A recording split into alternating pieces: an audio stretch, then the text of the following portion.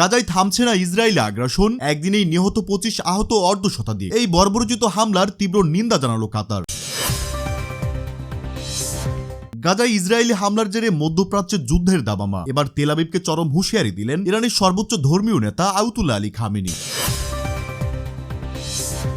নেতানিয়াহুকে যুদ্ধাপরাধী আখ্যা এরদোয়ানের, আন্তর্জাতিক মঞ্চে গাজা থেকে অবিলম্বে ইসরায়েলি সেনা প্রত্যাহারের জোরালো আহ্বান।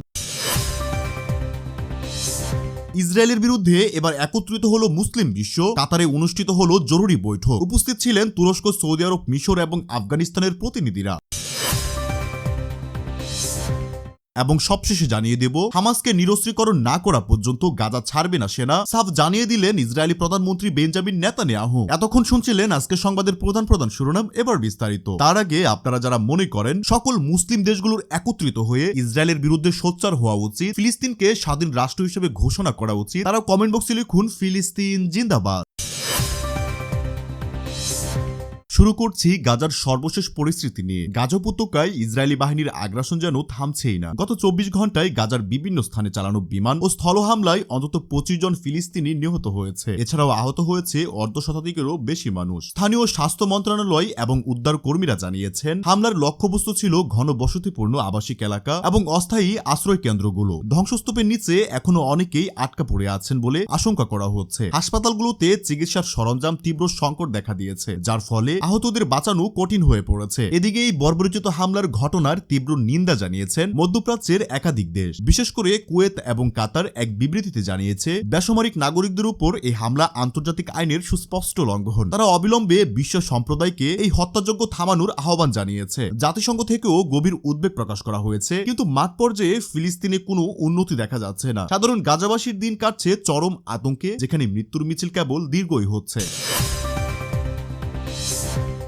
গাজায় চলমান ইসরায়েলি আগ্রাসনের জেরে উত্তপ্ত হয়ে পড়েছে পুরো মধ্যপ্রাচ্য। এবার ইসরায়েলকে কঠোর ভাষায় হুঁশিয়ারি দিলেন ইরানের সর্বোচ্চ ধর্মীয় নেতা আয়াতুল্লাহ আলী খামেনি। তিনি স্পষ্ট ভাষায় জানিয়ে দিয়েছেন, গাজায় মুসলিমদের উপর নির্যাতন ইরান ও তার মিত্ররা মুখ বুজে সহ্য করবে না। তেহরানে এক ভাষণে আয়াতুল্লাহ আলী খামেনি বলেন, গাজায় যা চলছে তা কোনো যুদ্ধ নয়, এটি একটি গণহত্যা। জায়নবাদী ইসরায়েল যদি মনে করে তারা এই অপরাধ করে পার পেয়ে যাবে, তবে তারা ভুল ভাবছে। মুসলিম বিশ্ব এবং প্রতিরোধ যোদ্ধারা এই অন্যায়ের দাঁত ভাঙা জবাব দেবে। খামেনি আরো বলেন, ফিলিস্তিনিদের রক্ত বৃথা যেতে পারে না। ইসরায়েলের আগ্রাসন যদি এখনই বন্ধ করা না হয়, তবে এই যুদ্ধের আগুন পুরো অঞ্চলে ছড়িয়ে পড়বে এবং তখন পরিস্থিতি কারো নিয়ন্ত্রণে থাকবে না। আমেরিকা সহ যারা ইসরায়েলকে মদদ দিচ্ছে তাদেরও এর দায়ভার নিতে হবে। ইরানের সর্বোচ্চ নেতার এই বক্তব্যের পর বিশ্লেষকরা মনে করছেন, যুদ্ধের পরিধি বাড়ার আশঙ্কা এখন প্রবল হচ্ছে, কারণ ইরান সমর্থিত হিজবুল্লাহ এবং ইয়েমেনের হুদিরা ইতিমধ্যেই ইসরায়েলের বিরুদ্ধে তাদের অবস্থান শক্ত করেছে। খামেনির এই বার্তা মূলত তেল আবিব এবং ওয়াশিংটনের প্রতি একটি রেড সিগন্যাল, যা সংঘাতকে নতুন মুড দিয়েছে। প্রিয় দর্শক, আপনারা যারা ইরানের সর্বোচ্চ ধর্মীয় নেতা আয়াতুল্লাহ আলী খামেনিকে ভালোবাসেন, তারা কমেন্ট বক্সে লিখুন আই লাভ খামেনি। ইসরায়েলি প্রধানমন্ত্রী বেঞ্জামিন নেতানিয়াহুর বিরুদ্ধে আবারও খুব উগরে দিলেন তুরস্কের প্রেসিডেন্ট রিসেপ তাইয়েপ এরদোয়ান। আন্তর্জাতিক এক সম্মেলনে তিনি নেতানিয়াহুকে সরাসরি যুদ্ধাপরাধী হিসেবে আখ্যা করেছেন এবং গাজা থেকে অবিলম্বে ইসরায়েলি সেনা প্রত্যাহারের দাবি জানিয়েছেন। প্রেসিডেন্ট এরদোয়ান তার জ্বালাময়ী বক্তব্যে বলেন, নেতানিয়াহু ইতিহাসের পাতায় একজন গণহত্যাকারী হিসেবে চিহ্নিত হয়ে থাকবে। তিনি নিজের রাজনৈতিক কেরিয়ার বাঁচাতে হাজার হাজার শিশুকে হত্যা করছে। আমরা এই বর্বরতা মেনে নিতে পারি না। তুরস্ক ফিলিস্তিনি ভাই বোনদের পাশে ছিল এবং থাকবে। এরদোয়ান বিশ্বনেতাদের সমালোচনা করে আরো বলেন, আজ যারা মানবাধিকারের কথা বলে, গাজার শিশুদের মৃত্যুতে তারা কেন নীরব? এই নীরবতা ইসরায়েলকে আরো বেপরোয়া করে তুলেছে। আমরা দাবি করছি, অবিলম্বে গাজা থেকে ইসরায়েলি অবরোধ তুলে নিতে হবে এবং তাদের সেনাদের প্রত্যাহার করতে হবে। স্বাধীন ফিলিস্তিনির রাষ্ট্র ছাড়া মধ্যপ্রাচ্যে শান্তি আসা অসম্ভব। তুরস্কের প্রেসিডেন্টের এই বক্তব্য কূটনৈতিক মহলে ব্যাপক সাড়া ফেলেছে। তিনি মুসলিম বিশ্বকে কেবল নিন্দা না জানিয়ে ইসরায়েলের বিরুদ্ধে কার্যকর পদক্ষেপ নেওয়ার আহ্বান জানিয়েছেন। এরদোয়ানের এই কঠোর অবস্থান ইসরায়েলের উপর আন্তর্জাতিক চাপ আরো বাড়িয়ে দিবে বলে মনে করছেন রাজনৈতিক বিশ্লেষকরা। প্রিয় দর্শক, আপনারা যারা আমার মতো এটা মনে করেন যে বর্তমান মুসলিম বিশ্বের সবচেয়ে সাহসী মুসলিম নেতা হলো তুরস্কের প্রেসিডেন্ট রিসেপ তাইয়েপ এরদোয়ান, তারা কমেন্ট বক্সে লিখুন আই লাভ এরদোয়ান। গাজা পরিস্থিতি নিয়ে এক জরুরি ও নজিরবিহীন বৈঠক অনুষ্ঠিত হলো কাতারের রাজধানী দোহায়। এই বৈঠকে ইসরায়েলের বিরুদ্ধে একত্রিত হয়ে শক্ত অবস্থান নেওয়ার বিষয়ে ঐক্যমতে পৌঁছেছে মুসলিম বিশ্বের প্রধান দেশগুলো। বৈঠকে উপস্থিত ছিলেন তুরস্ক, সৌদি আরব, মিশর, আফগানিস্তান এবং স্বাগতিক কাতারের উচ্চপদস্থ প্রতিনিধিরা। বৈঠকের মূল আলোচ্য বিষয় ছিল গাজায় মানবিক সহায়তা পৌঁছানো এবং ইসরায়েলের উপর চাপ প্রয়োগ করা। বৈঠকের শুরুতেই তুরস্কের প্রেসিডেন্ট রিসেপ তাইপ এরদোয়ান মুসলিম দেশগুলোর ঐক্যের উপর জোর দিয়েছেন। এরদোয়ান বলেছেন, আমরা যদি আজ এক হতে না পারি তবে ইতিহাস আমাদের কখনোই ক্ষমা করবে না। আমাদের অর্থনৈতিক এবং কূটনৈতিক শক্তি দিয়ে ইসরায়েলকে একঘরে করে দিতে হবে। সৌদি আরবের প্রতিনিধি এবং পররাষ্ট্র মন্ত্রী জানিয়েছেন, সৌদি আরব ফিলিস্তিনিদের ন্যায্য অধিকারের পক্ষে অটল। আমরা পরিষ্কারভাবে জানিয়ে দিতে চাই, গাজায় হামলা বন্ধ না হওয়া পর্যন্ত ইসরায়েলের সাথে কোনো স্বাভাবিকরণ প্রক্রিয়া সম্ভব নয়। অবিলম্বে যুদ্ধবিরতি কার্যকর করতে হবে। মিশরের পক্ষ থেকেও সীমান্তে ত্রাণবাহী লরি আটকে রাখার বিষয়ে তীব্র ক্ষোভ জানানো হয়েছে। মিশরের প্রতিনিধি বলেন, রাফা সীমান্ত দিয়ে ত্রাণ প্রবেশে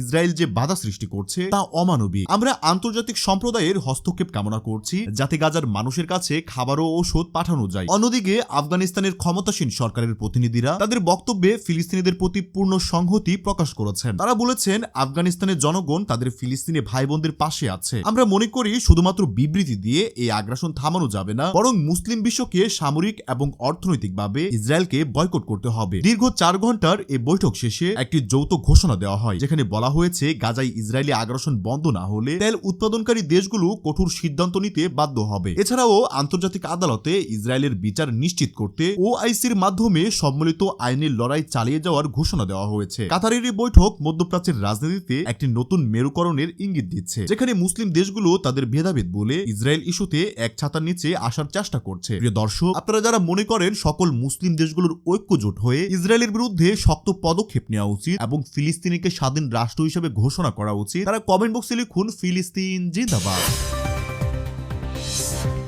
সবশেষে নজর রাখছি ইসরায়েলের দিকে। আন্তর্জাতিক সম্প্রদায়ের ব্যাপক চাপ, জাতিসংঘের অনুরোধ এবং মুসলিম বিশ্বের হুঁশিয়ারি, কোনো কিছুতেই টলছেন না ইসরায়েলি প্রধানমন্ত্রী বেঞ্জামিন নেতানিয়াহু। তিনি সাফ জানিয়ে দিয়েছেন, হামাসকে সম্পূর্ণ নিরস্ত্রীকরণ এবং গাজা থেকে হামাসের অস্তিত্ব বিলীন না করা পর্যন্ত ইসরায়েলি বাহিনী গাজা ত্যাগ করবে না। তেল আবিবে এক জরুরি সংবাদ সম্মেলনে নেতানিয়াহু অত্যন্ত কঠোর ভাষায় তার অবস্থান ব্যক্ত করেছেন। তিনি বলেছেন, আমরা একটি অস্তিত্ব রক্ষার লড়াই করছি। বিশ্ব কি বলল তাতে আমাদের কিছুই যায় আসে না। আমাদের লক্ষ্য পরিষ্কার, হামাসকে নির্মূল করা এবং আমাদের জিম্মিদের ফিরিয়ে আনা এবং গাজা যেন আর কখনোই ইসরায়েলের জন্য হুমকি হতে না পারে তা নিশ্চিত করা। নেতানিয়াহু আরো বলেন, অনেকেই আমাদের যুদ্ধবিরতির কথা বলছেন, কিন্তু হামাসকে অস্ত্রসহ রেখে যুদ্ধবিরতি মানে হলো ইসরায়েলের পরাজয় মেনে নেওয়া। গাজা নিয়ন্ত্রণ ততদিন আমাদের হাতে থাকবে যতদিন না আমরা নিশ্চিত হই সেখান থেকে আর কোনো রকেট ইসরায়েলের দিকে আসবে না। শুধু নেতানিয়াহু নন, ইসরায়েলি সেনাপ্রধানও একই সুরে কথা বলেছেন। তিনি সামরিক বাহিনীর ভবিষ্যৎ পরিকল্পনা সম্পর্কেও জানিয়েছেন। ইসরায়েলের সেনাপ্রধান জানিয়েছেন, আমাদের সেনারা গাজার গভীরে অবস্থান করছে। হামাসের টার্নেল নেটওয়ার্ক ধ্বংস না করা পর্যন্ত আমরা অভিযান চালিয়ে যাব। গাজার নিরাপত্তা ব্যবস্থা সম্পূর্ণভাবে ঢেলে সাজানো হবে এবং সেখানে ইসরায়েলি বাহিনীর অবাধ বিচরণ থাকবে। বিশ্লেষকরা বলছেন, নেতানিয়াহুর এই অনড় অবস্থান মূলত তার নিজের রাজনৈতিক স্বার্থ এবং ডানপন্থী জোট সরকারের চাপ সামলানোর কৌশল। ইসরায়েলের অভ্যন্তরে জিম্মিদের পরিবারের পক্ষ থেকে চাপ বাড়ছে, কিন্তু নেতানিয়াহু সামরিক সমাধানের পথেই হাঁটছেন। তিনি গাজাকে সম্পূর্ণ নিরস্ত্রীকরণ হিসাবে ঘোষণা করতে চান, যেখানে ফিলিস্তিনিদের কোনো সামরিক ক্ষমতা থাকবে না। ইসরায়েলের এই ঘোষণা গাজা সংকটকে দীর্ঘমেয়াদী যুদ্ধের দিকে ঠেলে দিবে বলে মনে করা হচ্ছে। আন্তর্জাতিক মহল যেখানে দ্বি-রাষ্ট্র সমাধানের কথা বলছে, সেখানে নেতানিয়াহুর বক্তব্য শান্তির পথে বড় বাধা হয়ে দাঁড়িয়েছে। আগামী দিনগুলোতে ইসরায়েলের এই অবস্থানের বিপরীতে হামাস এবং তার মিত্ররা কি পদক্ষেপ নেয়, এখন সেটাই দেখার বিষয়। প্রিয় দর্শক, এই ছিল এখনকার মতো সর্বশেষ আন্তর্জাতিক সংবাদ। দেখা হচ্ছে আমাদের পরবর্তী ভিডিওতে।